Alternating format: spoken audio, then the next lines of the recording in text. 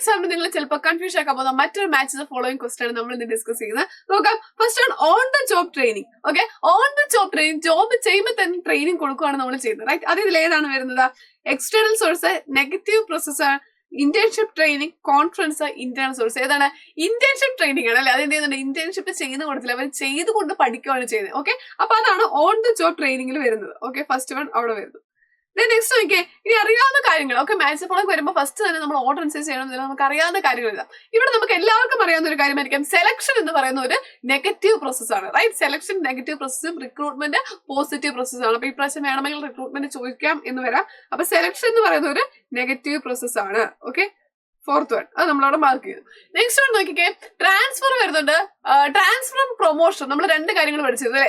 Internal source of recruitment ആണ് എന്നാണ് നമ്മൾ പഠിച്ചത്. റൈറ്റ്, അപ്പൊ ട്രാൻസ്ഫറും പ്രൊമോഷൻ ആണ്. ഇവിടെ ട്രാൻസ്ഫർ ആണ് ചോദിച്ചിരിക്കുന്നത്, ഇപ്രാവശ്യം പ്രൊമോഷൻ ചോദിക്കാം എന്ന് ചാൻസ് ഉണ്ട്. ഓർക്കുക, promotion transfer internal source of recruitment ആണ്.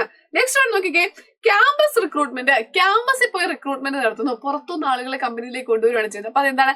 അതൊരു എക്സ്റ്റേണൽ സോഴ്സ് ഓഫ് റിക്രൂട്ട്മെന്റ് ആണ്. അപ്പൊ ക്യാമ്പസ് റിക്രൂട്ട്മെന്റ് എന്ന് പറയുന്ന ഒരു എക്സ്റ്റേണൽ സോഴ്സ് ഓഫ് റിക്രൂട്ട്മെന്റ് ആണ്.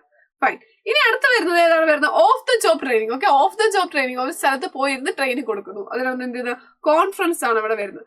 അങ്ങനെയെങ്കിൽ നിങ്ങൾക്ക് അറിയാവുന്ന എക്സ്റ്റേണൽ സോഴ്സ് ഓഫ് റിക്രൂട്ട്മെന്റ്, മറ്റ് എക്സ്റ്റേണൽ സോഴ്സ് ഓഫ് റിക്രൂട്ട്മെന്റ് ഏതൊക്കെയാണെന്നുള്ള താഴെ ഒന്ന് കമന്റ് ചെയ്യാവോ?